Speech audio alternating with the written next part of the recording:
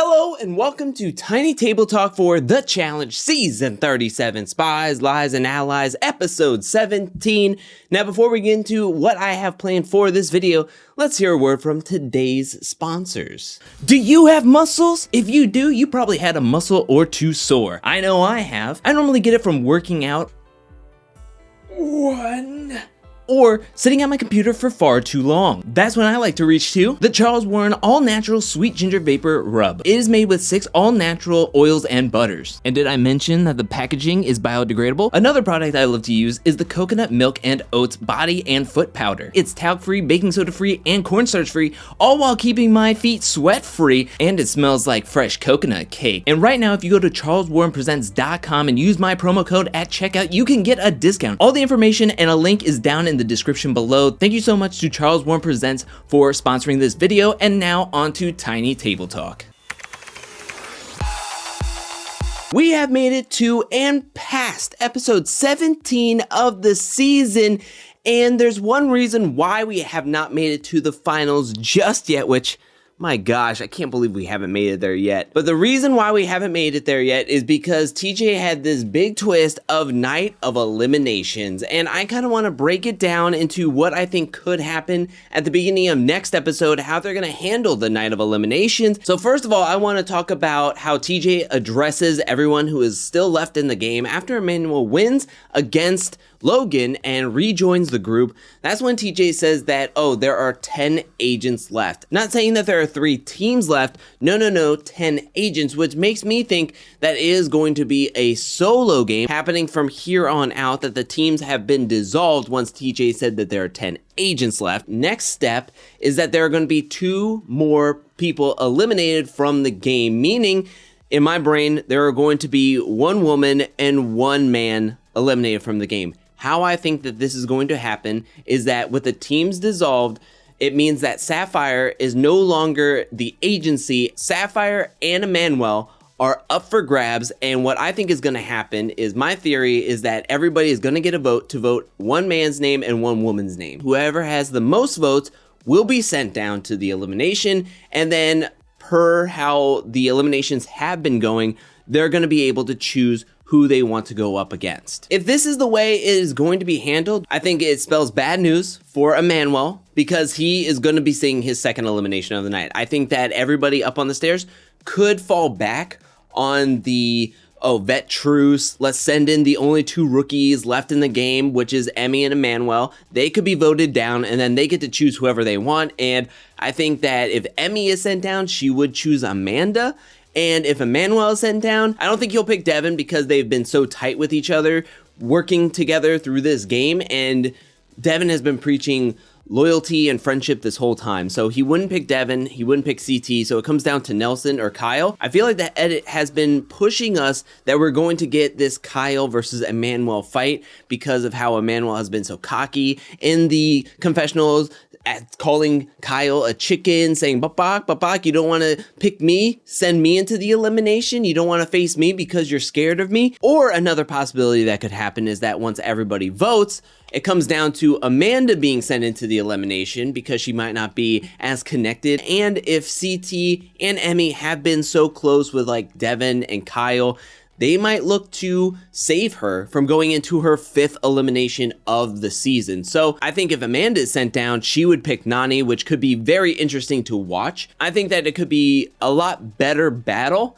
if it was Amanda versus Nany, and also it gives somebody else who hasn't been in elimination a chance of going into the elimination. On the other hand, I could think Kyle could be possibly sent into the elimination if Nelson calls him a snake, if CT wants to vote him in, if Emmy wants to vote him in, and then they just follow suit and vote Kyle in. Kyle could be seeing another elimination, but I also think whoever is sent down to elimination, whether it's Kyle or anybody but Emmanuel, I think Emmanuel is being sent down into the elimination regardless. I think he would be chosen. I mean, you're dumb not to. Yes, he just won his elimination, but he just won an elimination. Like, they went round after round after round. He could be tired. So whether he's doing the same elimination or a different elimination, it's a no-brainer to pick Emmanuel if he's able to be chosen. But I say all of that to just say that my original theory is that the agency is up for grabs.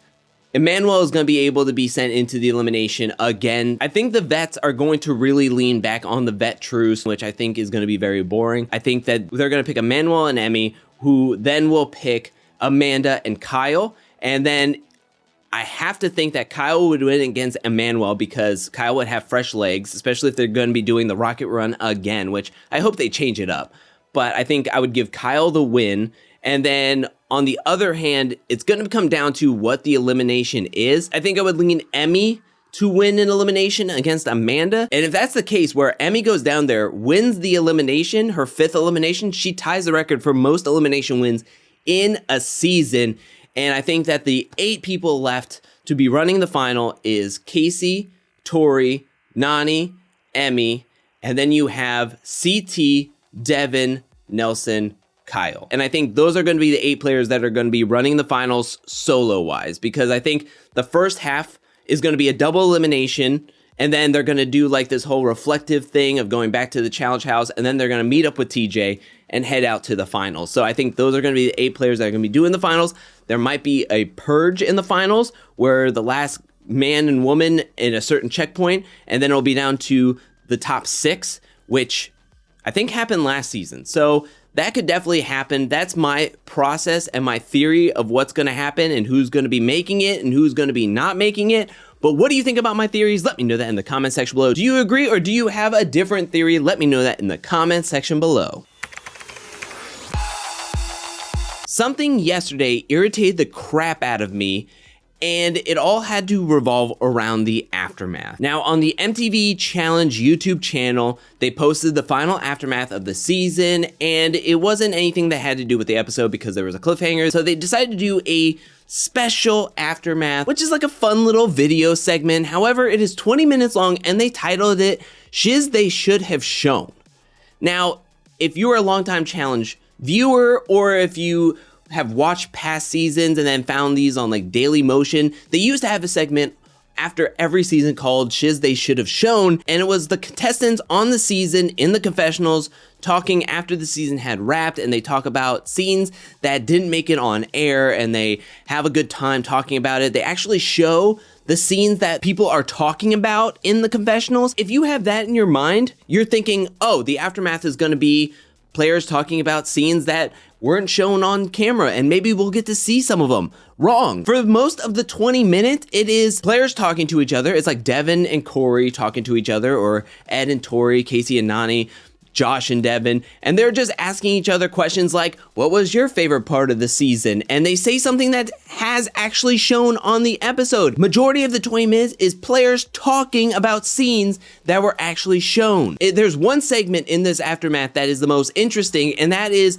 them talking about stuff the camera didn't catch, which, let's put that in quotes. We know on the challenge, the cameras are always rolling. So they're catching everything. They just didn't want to go back to the archive to try to put up the images, or they just didn't want to show the footage. So they just said, oh, the cameras just didn't catch it. And there's one portion where Devin is talking about how Big T and Emmy got into a fight during the season, which, why didn't we see it? But there was a point where Big T was using Emmy's song Alien, but switching up the words to take jabs at Emmy, which that sounds exciting. Why didn't we get to see that on the season? Another one was Ed doing a seance in the house, which sounds like a fun little segment. Another interesting point was Casey broke her toe on the boat day, but she didn't get it checked out until after the season had wrapped up. That was something interesting, but everything else in this 20 minutes, I would say 17 out of the 21 minutes of the video is just them talking about like,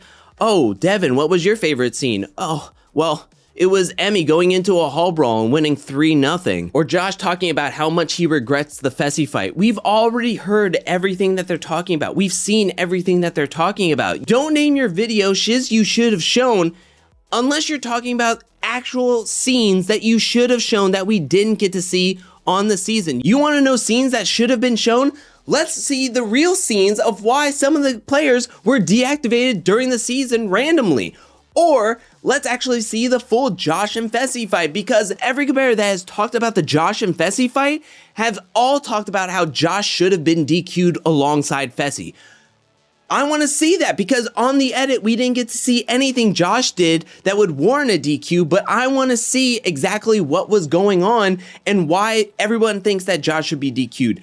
If Josh did something really bad that should have been DQ'd, he should have been DQ'd and we should have seen it. I know I'm getting worked up over a title to a video and a small aftermath special, but to me, you're clickbaiting your most loyal long-term challenge fans who know the shiz they should have shown segments and what they used to be, and then you title your video thinking, oh yeah, this will get all the longtime fans to watch this video, and when we watch it, it's just it's not anything like back in the day where we actually get to see the scenes. So to me, it was just annoying, it was frustrating. I clicked through the video, I didn't even watch it all. I love Devin, and I like that they have an aftermath and post-show. I just want it to be so much more than what it has been in the previous weeks, especially this segment. I always wanted this segment to come back, but not in this way. Now let's read some comments from my Thursday's review and recap, and the first comment comes from Brie, who says, as much as I wanted Ruby to win, I found it kind of funny that they were all trying to blame Big T for their loss and say how better of a team they'll be without her for them to just lose so terribly. Ruby was way worse than I had expected. I mean, I know Nelson doesn't like heights over water, but I thought Tori was going to get a capsule across. I thought Nelson could get a few capsules across. I thought they were going to make it close. Not even. Chloe comes in with a comment saying, CT continues to prove why he's that guy. He is a legend and no one can deny that. At 41, he showed everyone up. He hasn't lost a step and there should be no more talk that TT isn't a legend. I don't know who's saying CT isn't a legend, but I mean, he is. Come on. I am extremely upset that there was no trivia this season. If trivia isn't in the final in some way, I'll be heated. Also, I've been rewatching some older seasons of the challenge, and it needs to be 12 to 13 episodes season. 17 to 18 episodes is way too many and makes the season too long. Agree with you on all waves, but I think I came up with a way that there could be some form of trivia in the finals, and that is over the history of the actual season, like who was the first player eliminated, who were the second players eliminated, what daily challenge did we play on this day, kind of like how they do in Big Brother. It's not gonna be the most fun trivia, but at least we would get some form of trivia in the finals, and also agree with you wholeheartedly on the 12 to 13 episodes. I've been preaching that for a while, like 10 episodes and then 2-part final. Kiara or Kiera, I pray one of those pronunciations is right because I know you mentioned that Kira wasn't the correct pronunciation last time I read one of your comments. Leave a comment down below telling me that one of those pronunciations is correct or not. Did CT say 55 daily wins? Meanwhile, I can't remember Nelson ever winning one. LOL, sorry, Nelly. It's been a long time. I think the last time he won was it Final Reckoning or Vendettas? I know he won one in Dirty 30, but it has been a long time. It's been years. Purple Panda Entertainment says, I feel like I was falling asleep in the deliberation. They just sat there in silence for half of it. I'm so happy I'm not the only one that was annoyed and frustrated with the deliberation. It's just like everybody just sat there and just was like, if they don't move or say anything, they think that the agency is like a T-Rex and they just can't see them, so they won't vote them. It was absolutely ridiculous. C. Martinez comes in with a comment saying, I've never seen a season full of so many delusional betas, specifically most of the males, and why is Emmy going so hard for Emmanuel? Did I miss something? When did he save her from eliminations? She's been down there 4 different times, LOL. It was just last episode that she was frustrated with Emmanuel that he didn't try to save her, that he didn't try to send in Tori over Emmy, yet this episode we're seeing that Emmy still has a lot of allegiance towards Emmanuel and has some pull with CT, so it's very interesting to see that. But yeah, I definitely understand where you're coming from. The next comment comes from Colleen, who says, I believe Logan chose Emmanuel because he was the only one he didn't make promises to according to Tori, and he's proven to be good with his word. Unfortunately, he chose the only one that could beat him in this type of elimination. He'll be back. The advice I give to Logan is stop making promises to everybody. I understood why he said he wouldn't send in Nelson against him. Yeah, I love that he's a man of his word, but it only gets you so far. You have got to stop making promises. You got to keep a lot of avenues open, because if you go down there and you see an elimination type and you go, oh, I promised this person something, well, you screwed yourself. Next comment comes from 40 Cot, who says, How great would it be if the final 2 eliminations are prove yourself eliminations, where if you've already been into the lair, you're safe. And if you haven't, it's a 3-way elimination battle. I would love this because then it's kind of like a skull twist, but not really having all the skulls, and everybody who thinks they're safe is not. It kind of reminds me of Invasion of the Champions, the last underdog eliminations, and my goodness, how great of a battle would it be if we're having CT versus Nelson versus Devin, and then you have Casey versus Tori versus Nani. My mouth is watering. Oh, that would be like the twist of the century, in my opinion. Jordan coming in with a comment saying, I prefer multiple eliminations rather than a stupid purge. 1000% agree. I've never liked purges. Ethan comes in with a comment saying, hey, look, you shaved. Anyways, back to the point. I was so mad that the after show didn't even talk about this episode. They should have waited until next week for the first episode of the final to do the what was your favorite part of this season. It was annoying. Thank you. It makes my rant and ramblings about the after show in the second segment of this video validated. And now we get to the comment section where I knew that there was going to be a point where once I shaved, there was going to be a ton of comments either for or against the mustache. And I have to say there was an overwhelming amount of comments pro mustache. And I want to go through some of the comments that had mentioned my mustache. First up, we have Lovable Nikki who says, I wasn't ready for the mustache to be gone, ha ha ha. And then we also have Jay Murray who says, oh, look at your baby face. And Marty McFly says, you look so different without the mustache, LOL. I will say that I enjoyed the mustache for the month that I had it on my face. It was a little annoying to have to really like precisely shave around it and to shave pretty much my whole entire face, my 90% of my face, and just leave the mustache.